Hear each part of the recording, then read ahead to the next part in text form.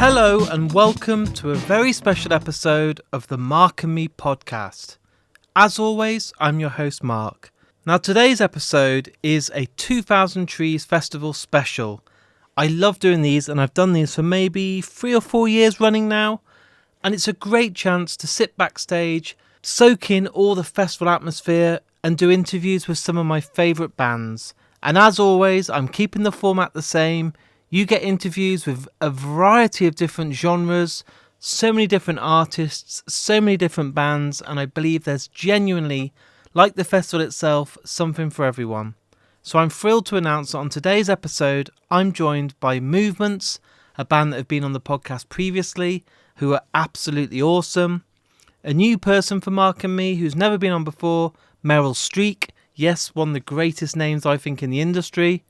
And then to top things off today, another returning guest and a band that I am absolutely obsessed with right now and genuinely had one of the biggest crowds for both of their sets at the weekend, Spanish Love Songs. Oh, it's so good. There's so much to do on today's episode. And what I want to do is to get straight to the first interview. So Movements are a band that I have been a big fan of. I've had them on the podcast previously.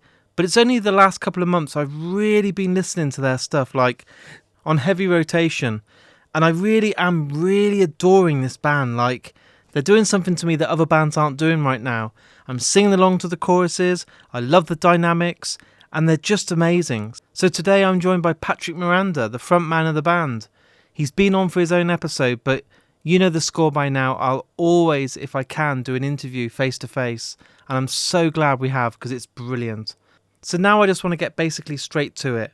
So here's me and Movements talking all things 2000trees.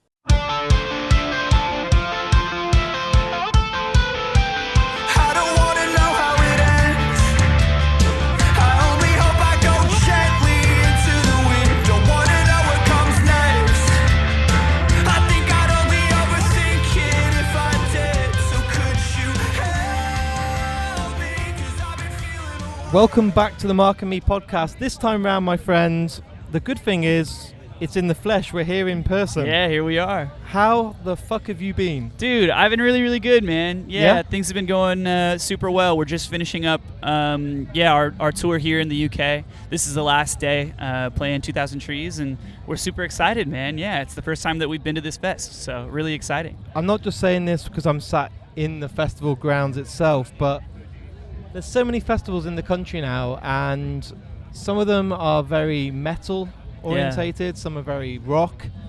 Here, I truly believe, and I'm not just saying this, there's something for everyone. The lineup is so diverse. Movements could sit there next to a really heavy set an hour later, and then an acoustic set an hour before. Sure. But nobody kind of comes here with those horrible kind of arrogance of I will only watch death metal. Everyone's willing to give everyone a go, and I think it's a perfect festival for you guys because you tick a lot of boxes. Yeah, I think that Movements has always done a really good job of kind of riding the line in between different genres and different, I guess, realms of the music world that we kind of, exist in. And I agree with you. I think that this fest especially is one of those fests where there truly is something for everybody. And we've heard nothing but good things about 2000trees. We've been hearing about this fest for a very long time, and the fact that we're finally able to be here and be a part of it is, it's really humbling, man. We're super excited. What's lovely about it as well, dude, is the size of it.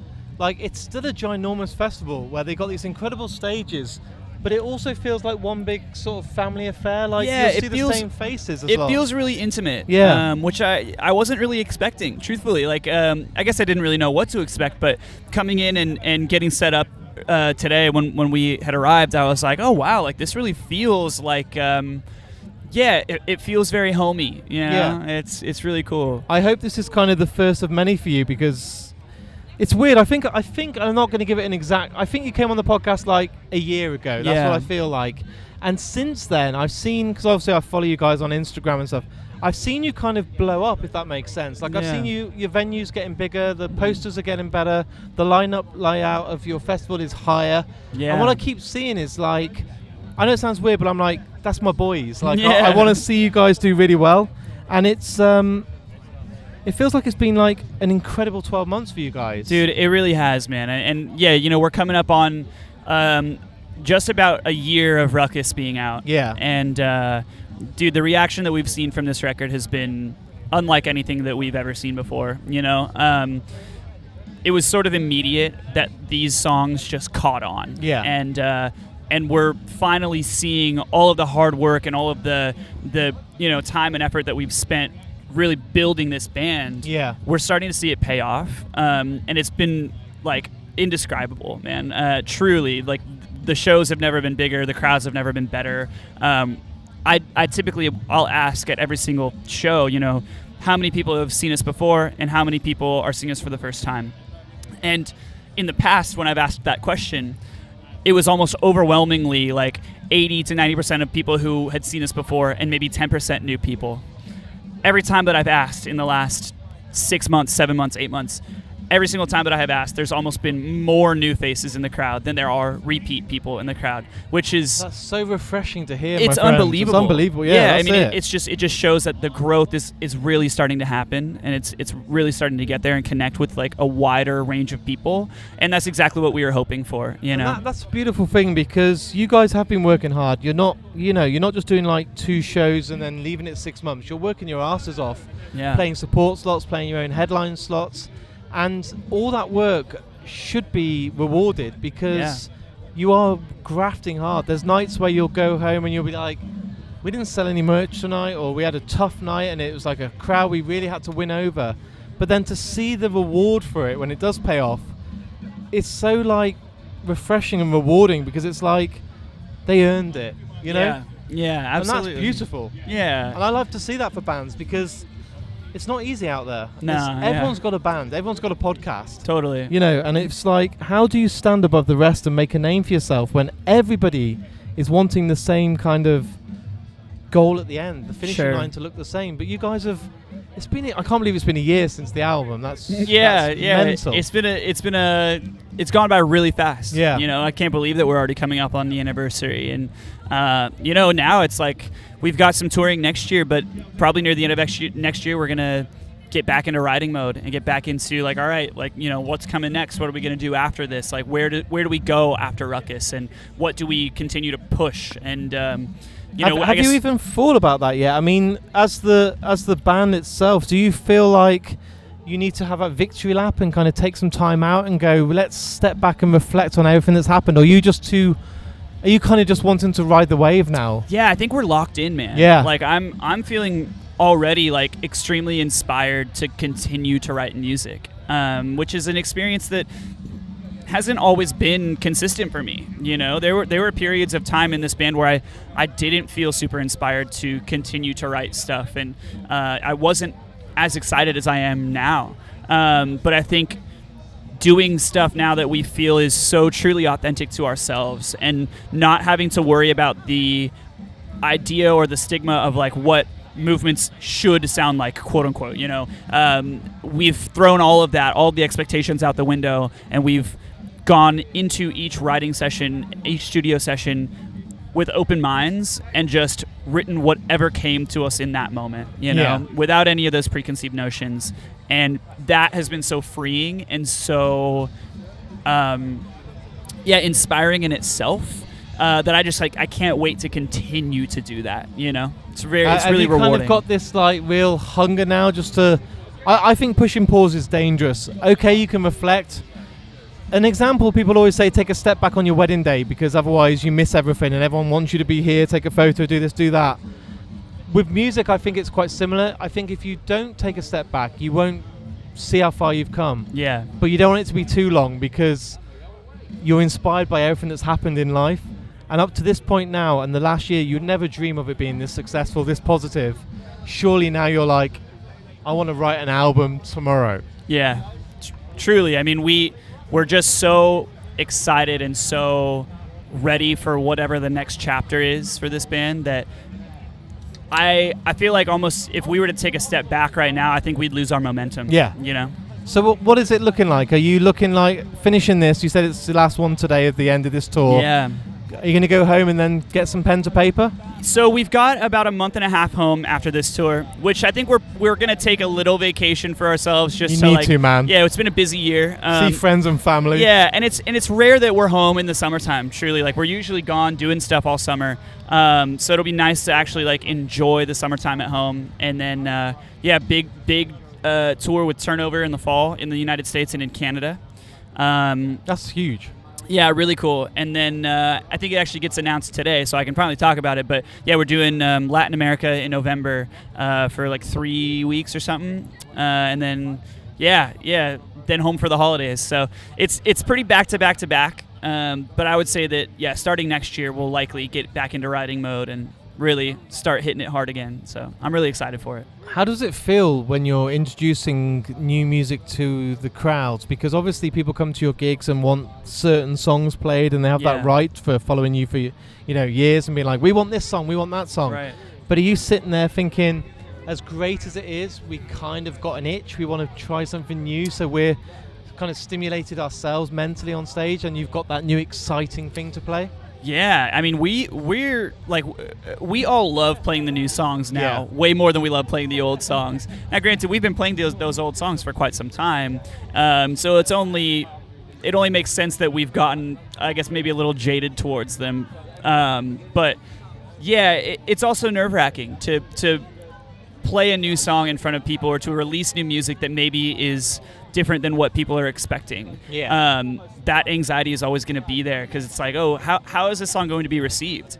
And we've been really blessed so far, because the reception has been overwhelmingly positive for almost all the new music that we've been putting out. And sure, there's always going to be those haters. There's always going to be those people who are like, the old shit was better. But we believe in ourselves so much, and we believe in the music that we're writing so deeply, that we have no problem looking at somebody in their face and telling them, like, if you think that the old music is objectively better, it's like simply untrue. Yeah. This is the best music that we have ever written, like objectively, from a music writer's standpoint. I love that confidence. Like it is the best music we've ever written. It's not just confidence; it's belief. Yeah, and that's it's beautiful to hear, because it's so much confidence in your own ability, but it makes me so excited about what's to come. Yeah. Like, I love your last album. It's fucking... I researched it before we did the interview. I got sent an advance copy. I listened to it to death. Yeah. I'm still listening to it now, and in my head, I'm like, I'm ready for the next chapter, because I'm kind of teased at what's to come. Yeah. So I'm already sat there thinking, is it going to sound like the same thing, or is it going to sound completely different? Yeah. And, I think that I think time will only tell. I suppose you don't know yourself. Yeah, time will tell. We'll see what happens. We're just going to go in there. We're just going to be authentic. We're going to continue to be authentic and write the music that we are enjoying writing. And whatever comes of that is what movements will be. And what's going to happen with tonight? Are you nervous going into tonight's set at this festival, or are you just kind of like, fucking bring it on, this is going to rule? Yeah, nervous excitement, I think. I think I always get a little nervous before playing a fest that we haven't played before, just more so based around the fact that, like, we're just hoping to still have a great crowd reaction, and so far we've been really pleasantly surprised by all the reactions, but there's always a little bit of anxiety, like, is it going to go off tonight? Is it not going to go off? But I'm feeling pretty confident today. I'm not just saying this now to like lift you up and then drop you.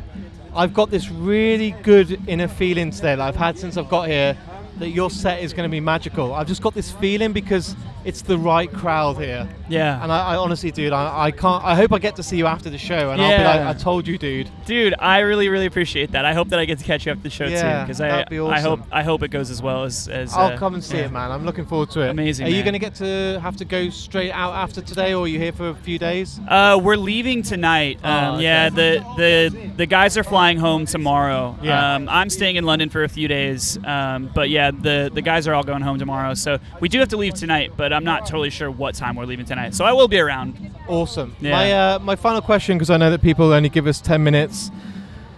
I think we did this on the last episode.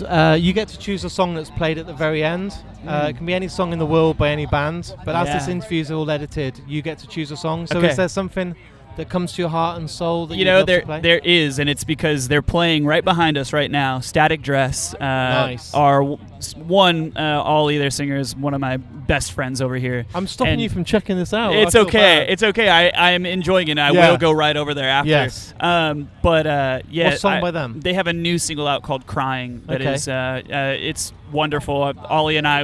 Ollie was in LA, which is where I live, a few months ago prior to the release, and he showed it to me in the car, and I said, "Ollie, this is your best song you guys have ever written." Wow. And I don't know much by them, so I'm already like amazing band, extremely diverse as well. You know, can really do a lot. They have soft songs, they've got heavy songs. Another band that I think can really ride the line between different genres and do it really well. And they're just good dudes. So I would say, let's play "Crying" by Static Dress. Awesome, dude. It's great to catch up with you. Yeah, man. Let's not leave it so long. Hopefully, after you've gone back, you've had a rest, you've gone out in America, you've done some touring, you'll come back and we'll sit down and we'll do a trilogy. Let's do it, man. Awesome. Absolutely. Thank you, man, and good luck for tonight's set. Yeah, thank you for having me. Thank you, sir.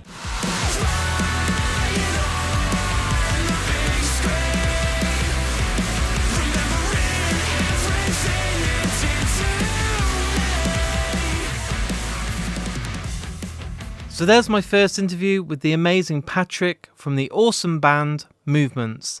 And as I said at the start of today's episode, I'm obsessed with this band at the moment. I can't get enough of them. So after today's interview, if you can, guys, go and buy their vinyl, buy their album, or stream it. Go and listen to them and let me know what you think, because they're brilliant.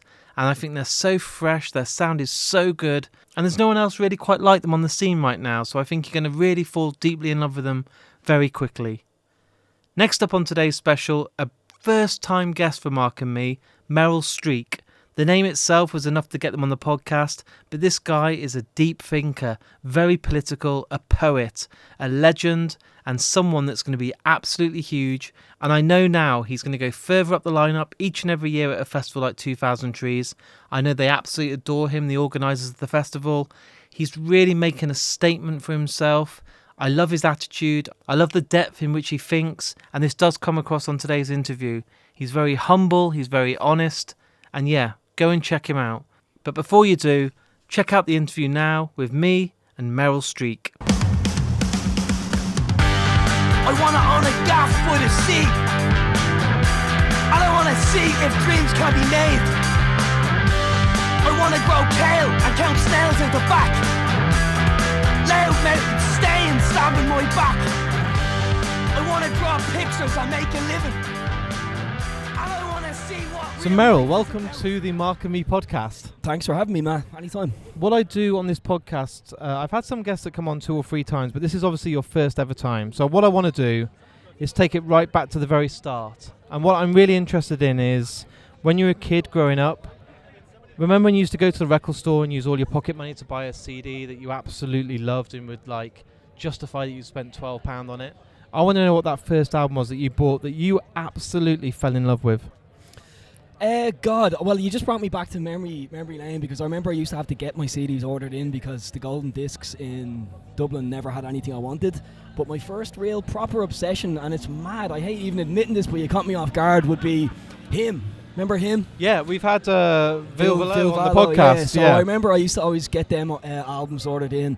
And my dad was an old punk as well, so I used to go in and get the odd Buzzcocks record and stuff like that. And they were a massive band, and you know, I must have just missed it. There was like a phase when everyone like loved Marilyn Manson and Him and those sort of gothic-y bands, and I just missed it. I was more of the Korn, Limp Bizkit, Deftones kind. So I was. Matt, hang on a sec. You know, Korn was my main obsession. Yeah. I'm sorry, Korn was my first ever gig, and my confirmation name is Jonathan, after Jonathan Davis. So let's retract that and let's go back and say Korn. Yeah. Okay. So what I was about to say was, I'm always intrigued about first gigs because I was lucky that mine was Green Day on their Dookie tour. Amazing. And they were absolutely unbelievable. I was blown away that 3 musicians, because that was what they were back then. They didn't have session musicians and extra drum, extra guitars. It was just the 3 of them. And they were just absolutely unbelievable.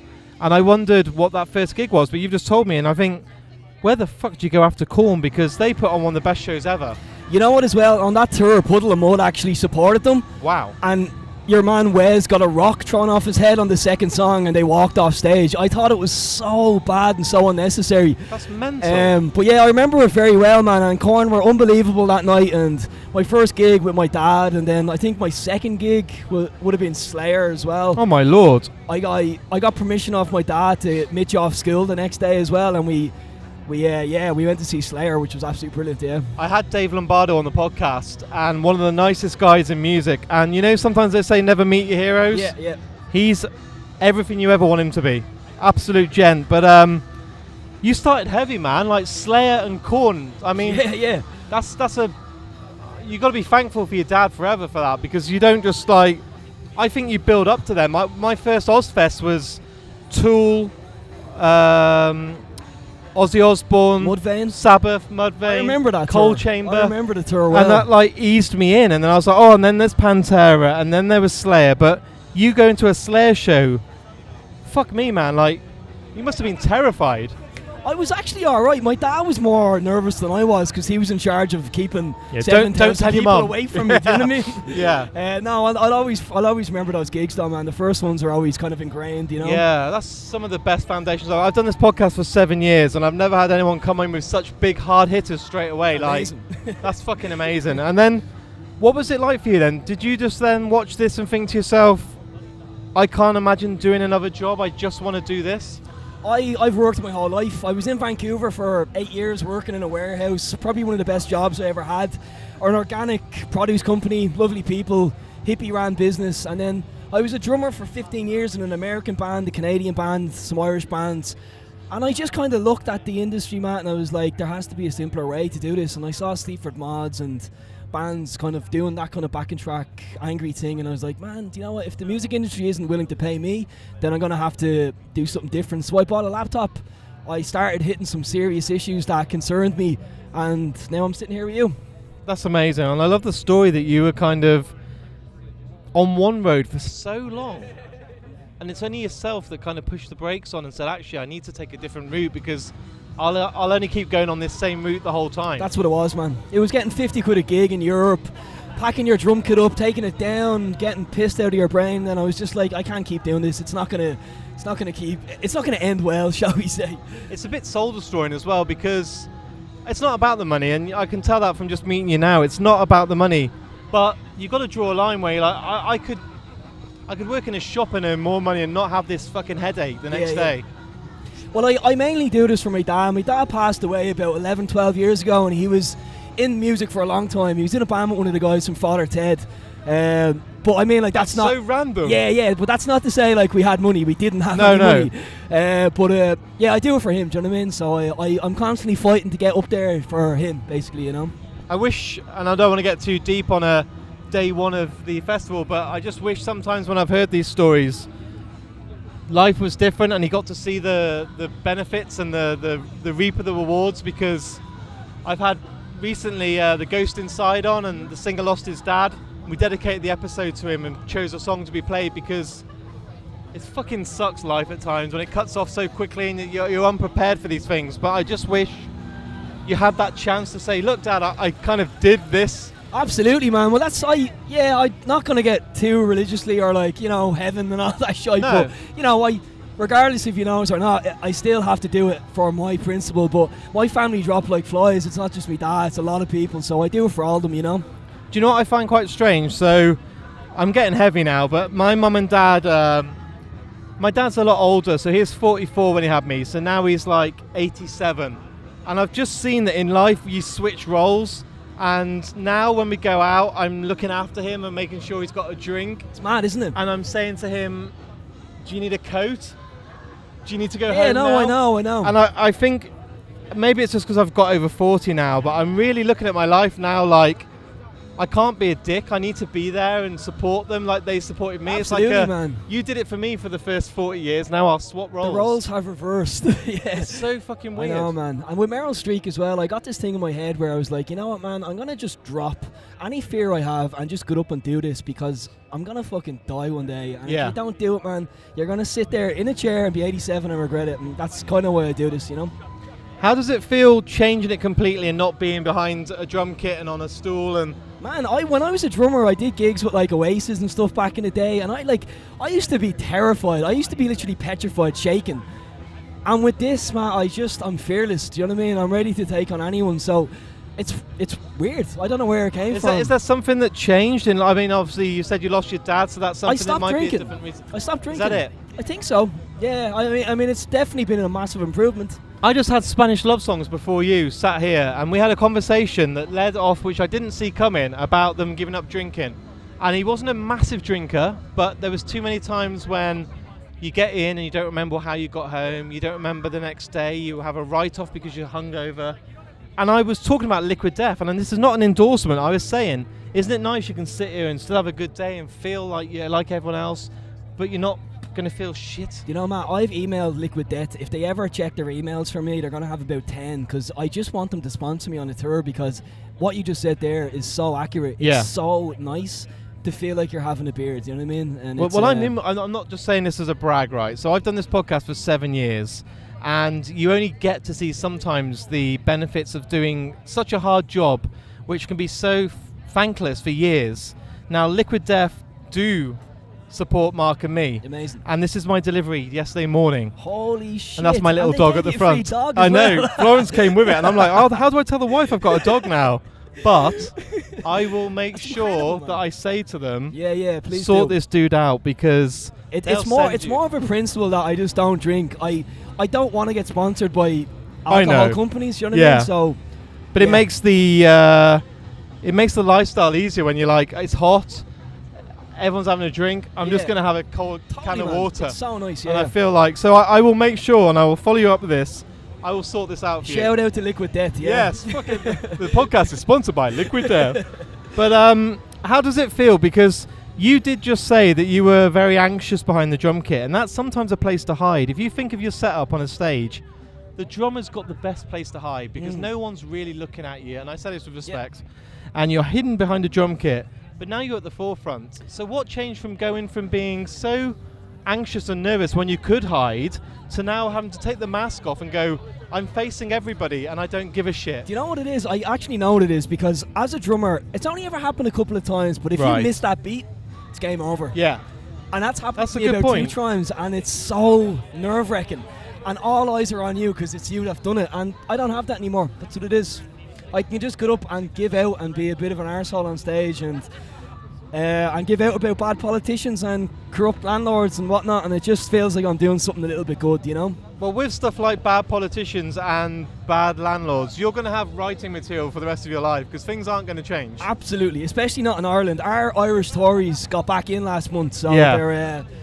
I've got another few albums ahead, I think, Matt. At least you're not going to have like writers like ever. Nah. How do you feel about being at 2000trees? Because there's such a great variety, and I'm not just saying this because I'm sat here. I'm generally not paid for this. For me, it's one of the best festivals in the country. Download is brilliant, but it's very heavy. Here, I believe you can be any genre, any individual, and you can make a name for yourself here. Absolutely, everyone seems super nice, and it's just nice when it's nice and small and compact. They look after the bands, and and the main thing is the weather's been holding up, which is absolutely incredible. I feel like it's going to be, I don't want to curse it, but Download, I've still got the mud on my trainers now. It was horrendous. Bearded Theory was a nightmare. Horrendous, Now, I'm like, if it stays like this all weekend, it could be perfect. I'm suspicious. And I think that's just because I'm British, but I'm like, I'm looking around at the mud on the floor like, how long is it going to be? Are we still safe? What do you do when you come to a festival like this? Do you look at it as a chance for you just to, and I mean this with full respect, like win new people over? Is that your chance to have your moment on stage, or are you relying on your fan base to come and support you? I guess I still feel I'm at that point where I need to win people over, you know? I'm not like, Matt, when we started this with N Records, Lags from Gallows, I was a huge Gallows fan. When we started this and the album started to come out, I was nothing. I had 0 people on all socials, and it's just mad. We've come such a long way in a year and a half. It's quite scary sometimes, you know? Do you think it's because of the backing as well with Gallows? Like, I've had Frank on the podcast before, one of the nicest guys in the world. Wade came on only a few weeks ago. Like, they've been there and done it. And they've told the tale. And you can get people in the business that are a businessman or a professional, but they're people that have lived and breathed it. Absolutely, man. And having lags, like I think I've spoken to lags every single day for a year and a half, but it's all natural and organic, and he's just a good friend now. We're in this together, and it's nice to see it grow. I was up on stage there watching the whole 10 packed clapping, and I just thought to myself, me and lags did this, do you know what I mean? This is fucking mad. And I just think people are frustrated, you know, and people are sick of the cost of living and just getting ripped off, and I just think people are refreshed to hear someone scream about it. I never planned that to happen, but that's the feedback I get, and I'll take it. I've seen it a lot with Bob Vylan as well, speaking about politics, especially for the UK, and people want to hear it because you're living it every day, and you're feeling every emotion they're going through. And I always say to these people that go, you know, politics doesn't belong in music, but music and art is all we have left, because the media is bought, you know what I mean? Yeah. So the only way I get to express myself truly is what I'm doing now, and if people want to listen to it, it's fantastic, you know? I think as well, and I'm not trying to get too political, but film is my favourite thing in the world. Like, I absolutely adore film. Cinema, film directors have changed my life, and I get to go and have this escapism in a cinema where I'm gone, and I'm like, people like Christopher Nolan and Steven Spielberg are giving me memories that will stay with me forever. Like, absolutely unbelievable. And David Lynch and all these incredible people. And that's kind of untouchable. I know we've got AI recreating stuff and making it like cheaper, but you can't take it away from a good story. You can't rewrite a story. You can't rewrite a good album. You might get a generic song written, but you actually can't get the emotion. And the one thing we've got left that we both share is you can hold a microphone on stage. That can't be replaced. Neither can our conversation today. It could be a robot, but it would sound shit. It wouldn't give off the same stuff that we're giving off. You need a genuine passion, you know what I mean? And that's the thing. And we've still got that. Yeah, well, for now anyway. For now, yeah, just. I have to give you an interesting fact. My granddad managed Brixton Academy in the 50s and 60s. Oh, wow. When it was a cinema. That's beautiful. He met Hitchcock, Charlton Heston, all these people. Yeah, oh my God! I got raised by the right man, you know. That's incredible. Yeah, so what about films then? I mean, you're going to be talking music every time you do press, but what's some of those films that stick with you that you adore? In my set list, I have a lot of Rod Sterling, who was one of my heroes from The Twilight Zone, and David Lynch, obviously, another one. I just love him because he's dark. I love anything dark and kind of out there, and I love Jordan Peele. Get Out was one of my favourite movies of the last 10 years, and all these people you've mentioned don't give a fuck. They don't need to play a game. They don't need to tick a box. David Lynch, for example, does not give a fuck, and that's what we need, people like that, man. Like Marky Smith was one of my heroes simply because he just didn't give a shit, and yeah, it's a dying breed, man. Well, I hope it's not, but you know, we need more of those characters. Yeah, and the problem is people want Fast and Furious 26, and I'm like, stop doing that. I don't need Shrek 8. You know, they announced last week they want to remake Shaun of the Dead. See, that makes me so angry. The film's only 20 years. And why would you need it? It's Space is the greatest TV series of all time. Why would you need to now change something that is actually perfect? It breaks my heart. Yeah, it's mad. That's sickening. I really hope they don't give that the green light. I hope it's one of those rumours that's just like on the internet. Simon Pegg has put his foot down on it, but he might be out of contract, unfortunately, so we'll see. And money talks. Yeah, of course it does. Oh God, I do not need this. It'll be set in a high school. It'll be set with CGI. We'll catch up next year about this, and we'll just talk about Shaun of the Dead remake. Let's just hope that the one thing that doesn't come from this podcast is that. Yeah. But what's kind of left for you this year? Have you got? I saw that you've got. Is it October, the album? The new album comes out on October 25th, and then I've got a lot of in stores in October, and then I'm coming back in November for my own headline tour. That's awesome. Yeah, I'm also at Rebellion in August, which should be good. How's it feel? Is the album all wrapped up, mastered, ready to go? Up, yeah, it's all done. Yeah. I feel that's quite frustrating for you, musician, because it's like you've got your film ready to show the cinema, but you can only sit on it. And I think I spoke to bands that some people have had 2 years with this because I'm a year. Does it still feel fresh, or is it a bit let's just fucking get it out there? It does. It feels fresh. It actually does, and it makes me really happy playing a couple of the songs because they're a little bit. I wrote an album called Songs for the Deceased, and it's actually about a lot of stories in Dublin. Well, not stories, incidents or cases of unsolved murders and unjustified murders, or families needing to seek justice about killings. And it's a really dark album, but basically every song on the album is something that needs to be said. So it makes me get something out of it that people are listening to these stories and Googling them, because there's a song about a kid called Terence Wheelock. He was murdered by the Garda 20 years ago. They covered it up as a suicide. His family are waiting 20 years for justice, and it's just horrible. And Yeah, it gives me a little glimmer of hope, man. You know, that people are intrigued by these stories and want to Google them and find out more, you know? I'll need to know more about that already. Yeah. I'm like, fuck, I'm going to read about that after this do. interview. What I'd say is, and I'm not just saying this, I do this all day, every day, but I felt a bit of a connection with you today, especially with Film Talk. When you're back in the UK, let's sit down and do like a 45-minute, not a 10-minute at a festival while there's bands playing, and get deep about film and get about your lyrics, about your meaning Absolutely, songs. anytime, I'd love that. And I'll hopefully turn up with like 10 crates of I was just going to say it has to water be for you, sponsored. and I'll do that. But Yeah. what I do on this podcast, I've actually had like actors on here as well, so you'll be interested in this. I've had Anthony Hopkins, Mads Mikkelsen, Kevin Smith. Unreal. All different people from all different walks of life. It isn't just bands. But what I ask every person that's been on, and it doesn't matter who you are, I ask them basically to pick a song to end the episode. Yeah. And it can be any song by any band that means a lot to you personally. And I know I'm tough and I'm being a bit harsh because it's on the spot, but there will be a song that comes to you today, dude, before any other. Brian Jonestown Massacre, Nevertheless. What a fucking band. What a song. It's actually so heartbreaking of a song. I just love it. Absolutely love it. The documentary Dig, when it's them, I was absolutely like drawn into that on another level. And I was like, how does two people on the same path go so differently and it's the same path? He's just such a musical genius. I've met him a couple of times, man. He is Is he as off it as you think? Is he like... He's kooky. Is it an act or is it real? Oh, it's real. Oh, wow. Oh, it's fucking real. I love that, yeah. Oh, it's real. I've seen him have tantrums. I've seen him play a lot. It's real. All real. I love that you'd never know what to get from the show. And the same with Marky Smith, man. And that's what draws my attention. You never know what's going to happen, and that's a beautiful thing, you know?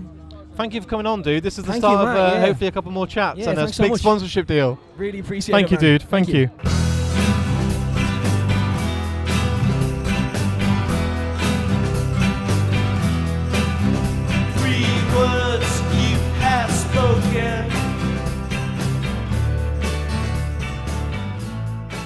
Wow, I told you he's cool, a real, honest, deep thinker. Check out his music videos on YouTube, they're brilliant. I love the kind of DIY feel I get with this guy, and yeah, I think he's a real big one to watch. A lot of people have a lot of buzz about this guy. His tent was absolutely rammed at the weekend, and I just feel like it's a future, and I'm going to say it now, like headliner. He's unbelievable, and everybody is talking about him. Now, to top things off today, there could only be one band for this special, and another band that I am deeply in love with. I love that I get to choose some of these bands I get to interview for Mark and me, and this one was never going to get away at 2000 Trees. I'm joined by Dylan from the absolutely awesome Spanish Love Songs. If you haven't ever heard this band, I don't know what you're playing at, because you need to go and invest some time in them. Their harmonies are incredible. The melodies, the sing-along choruses, they're just wonderful. They feel like a 2000 Trees band to me already in the legacy of kind of Frank Turner. I feel like there's a very special place for them, and I hopefully think they're going to be there again next year and the year after, and I'd have them there every year. The crowd for this band when they did their set on the Forest stage was insane. I feel like they're a band that I've listened to for years, even though I haven't, and my God, you need to check them out. But again, before you do, let's hear the interview. Here's me and Dylan talking all things Spanish Love Songs.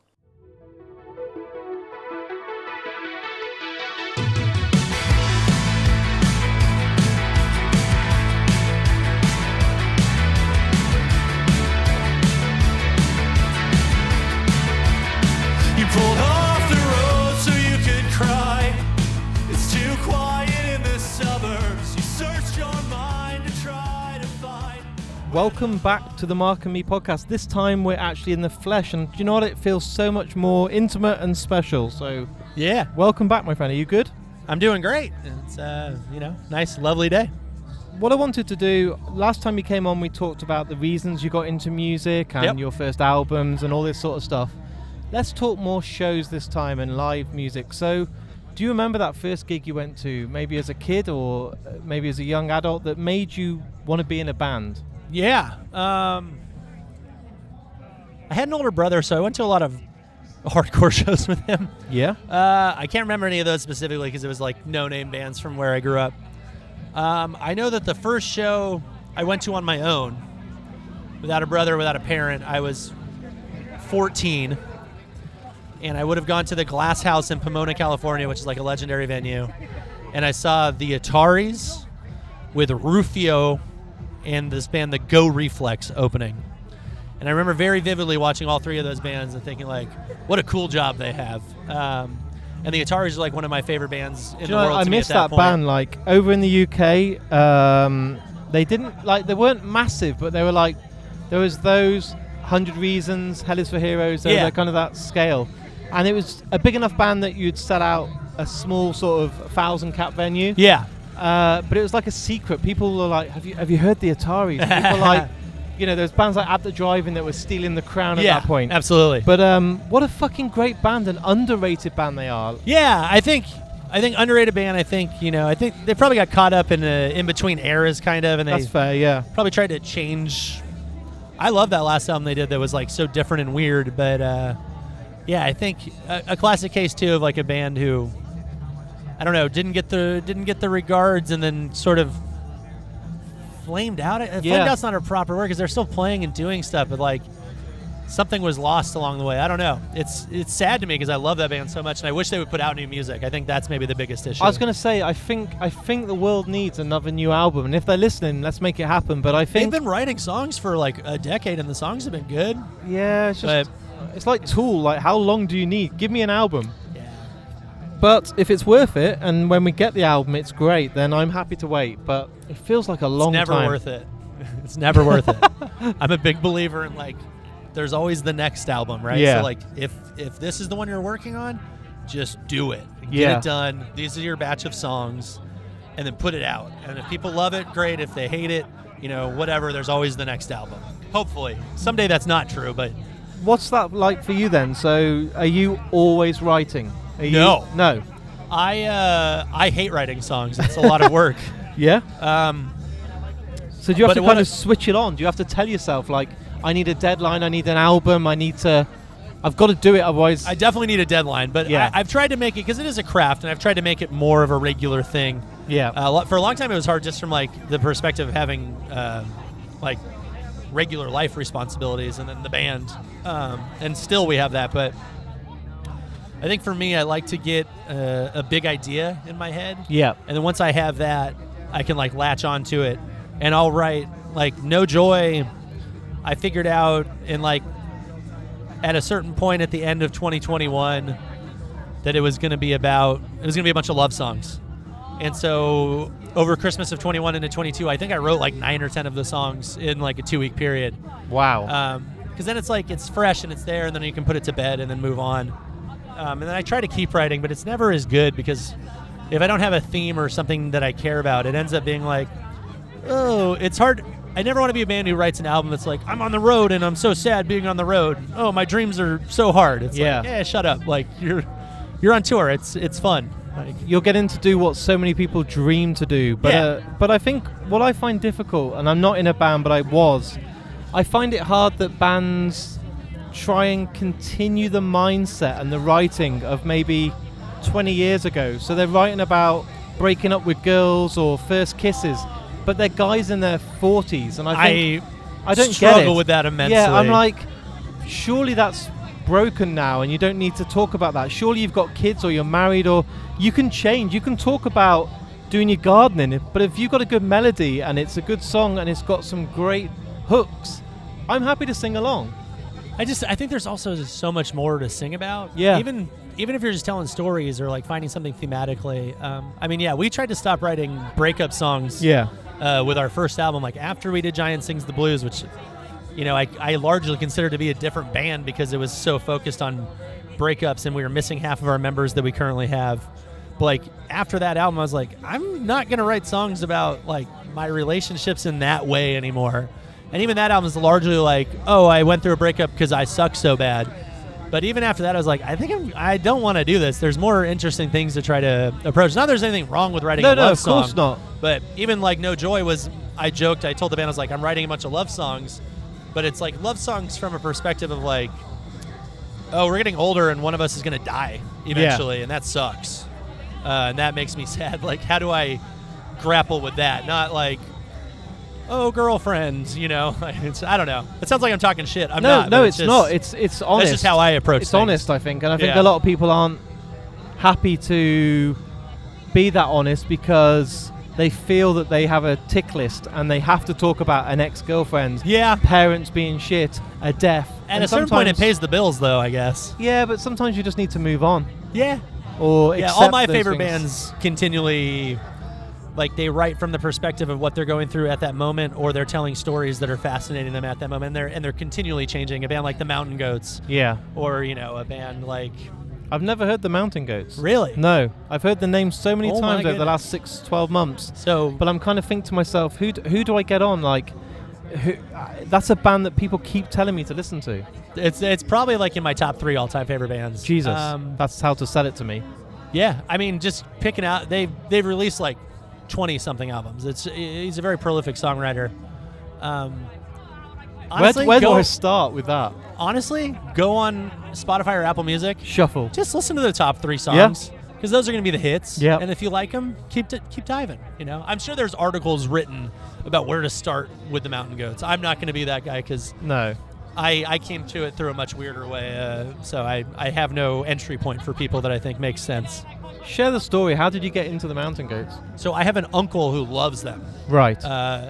Who discovered them in like the mid-90s. And he was always talking about this band, and I was like, yeah, whatever, uncle, like, you listen to dorky music. And then I put it on one day when I was maybe in high school, maybe a little after, and I put on one of the albums he had recommended, and I was just like, it would have been, what album would have been at that point? Would have been Tallahassee. Yeah. It's like 2002. And I was just like, holy crap. What is this? This is incredible. Like, these stories are crazy, and the singer doesn't sound like a traditional singer, and the songs are weird, and I was hooked. So, yeah, I had a cool uncle, I guess, who... Isn't that great when you get something that's, like, passed down to you, and then you tell your friends, and it's like, I've got this really good... It's like a bet. Like, guess what? Like, you should put your time and interest in this because it's going to pay off. Well, yeah, and it's especially weird for that to be coming from a guy who at the time was in his 40s. And I was 16. That's cool.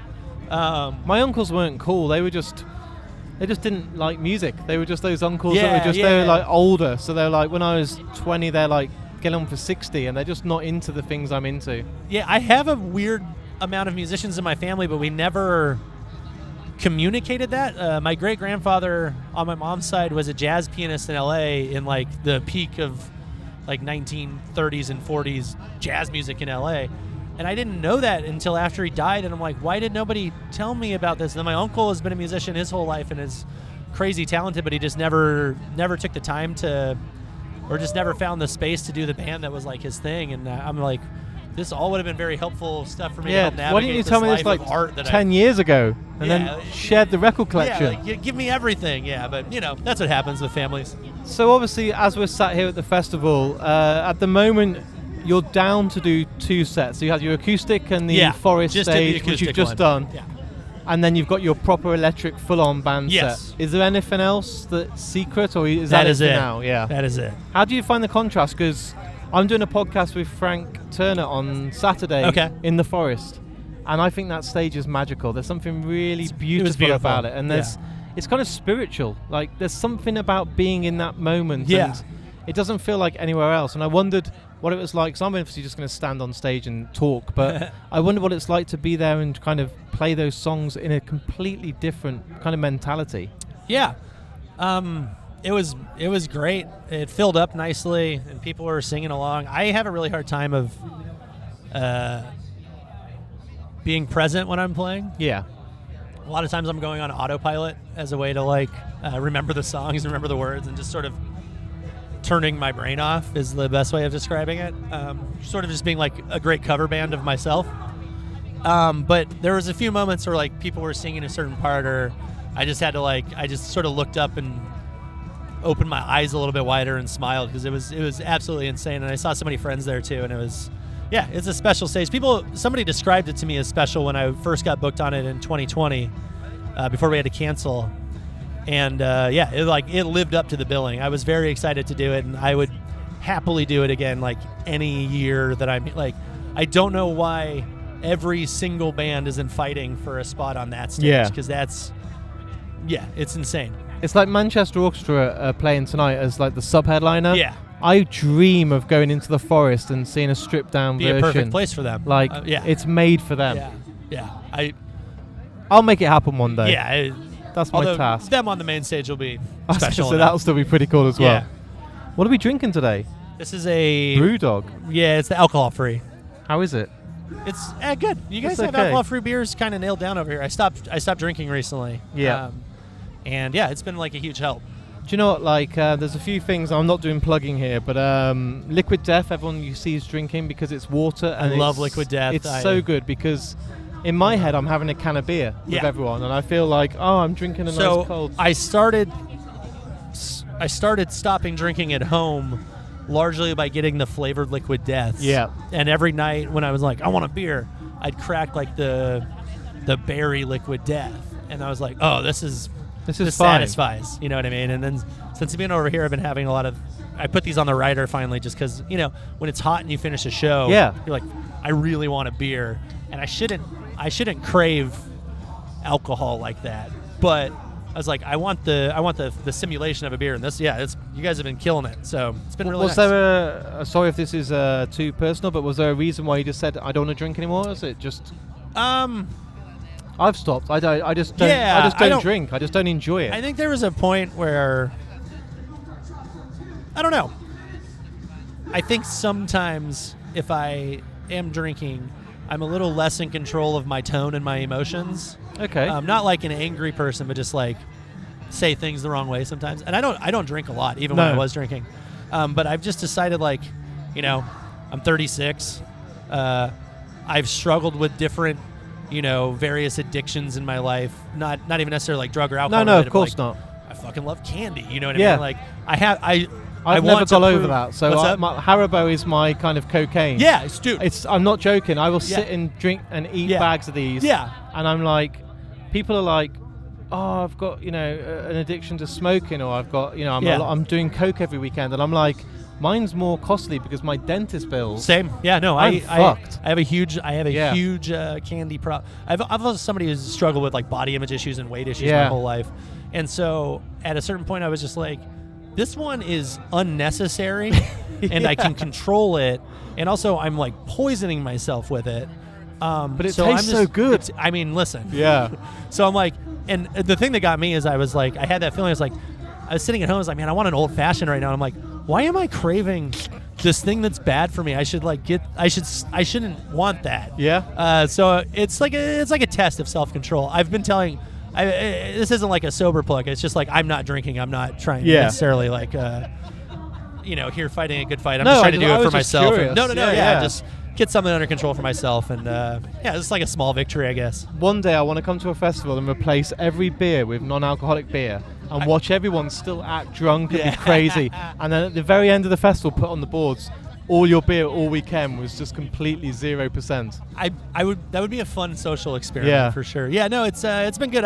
I'm trying not to talk about it too much so I don't sound preachy. No, of course. But yeah, it's been nice for me, and I think it's a personal journey. Also, I come from a family with alcohol struggles, so it's very on the forefront of my mind. I've got someone in the background telling me I've got one question left. Okay. What I did on your last episode when you came on, and we actually did it on Zoom, is I asked you to pick a song to end the episode with. Yes. I wondered if you had another choice today that we wrap up today's interview with. So as this is all recorded and put out there, you get a new choice of any song in the world that you love. And we talked about new bands today, so it's exciting, but maybe throw a completely new one in there.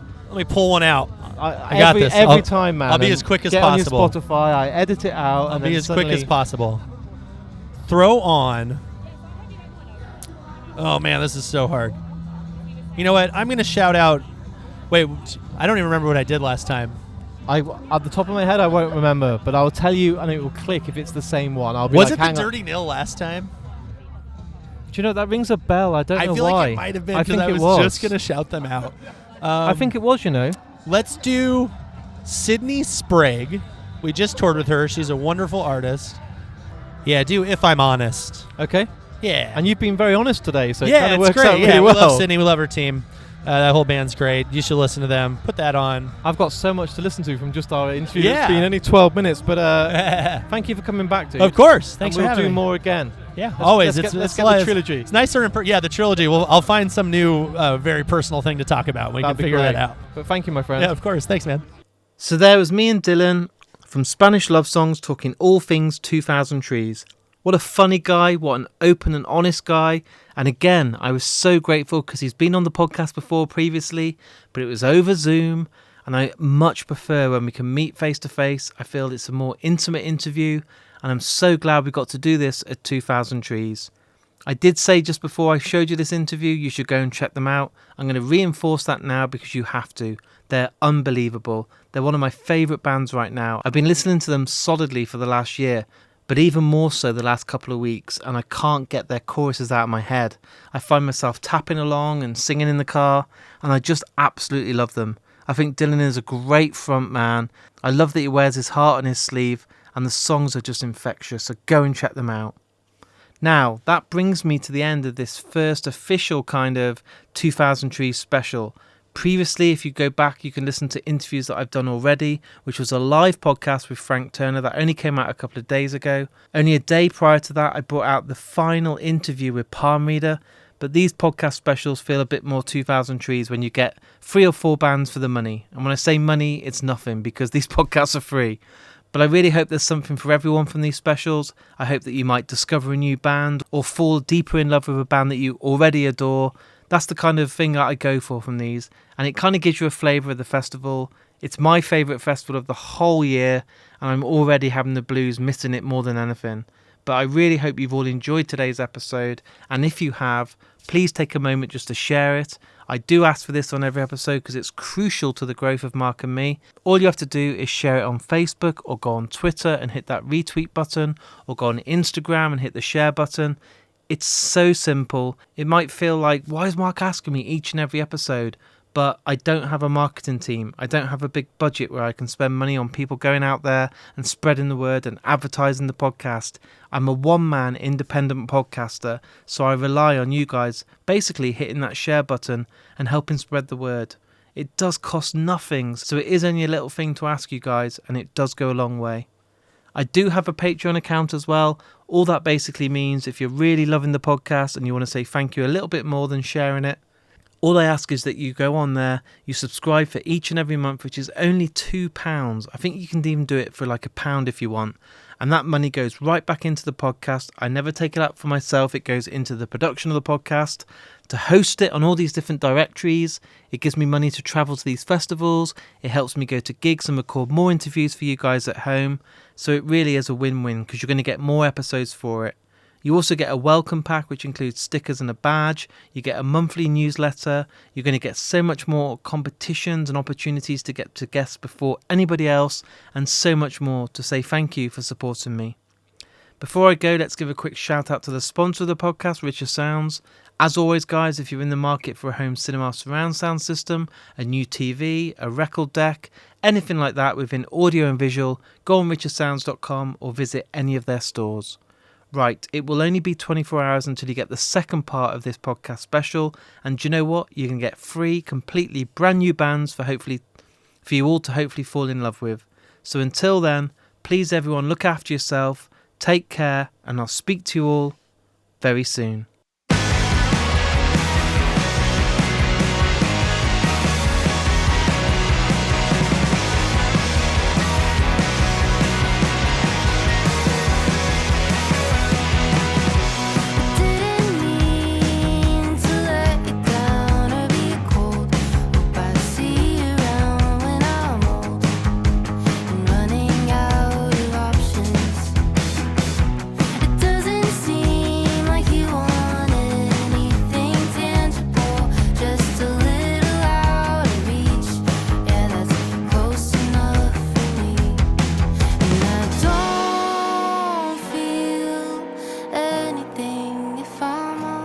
But I'm not.